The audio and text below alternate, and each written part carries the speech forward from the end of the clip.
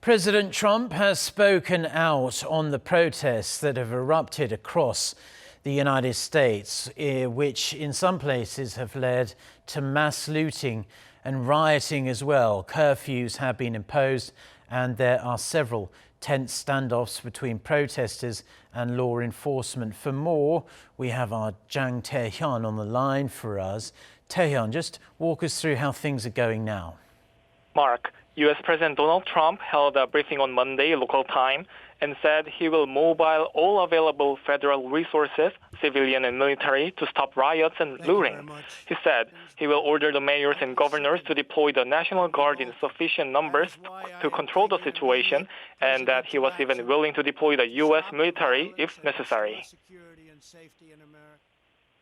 As we speak, I am dispatching thousands and thousands of heavily armed soldiers, military personnel, and law enforcement officers to stop the rioting, looting, vandalism, assaults, and the wanton destruction of property.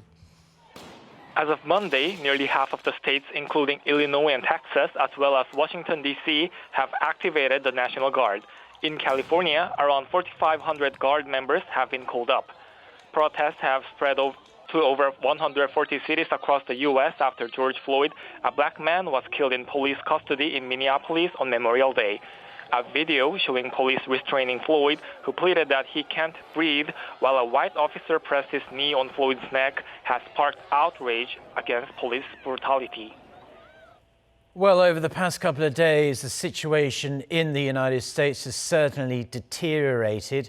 But at the same time as that, the US is also a country with the highest number of COVID-19 cases in the world, probably the last thing on many people's minds right now. But aren't there some concerns about the spread of the virus amid these mass and often violent protests?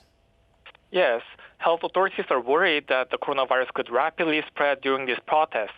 According to data from Johns Hopkins University, around 20,000 people in the U.S. were confirmed with coronavirus on Sunday.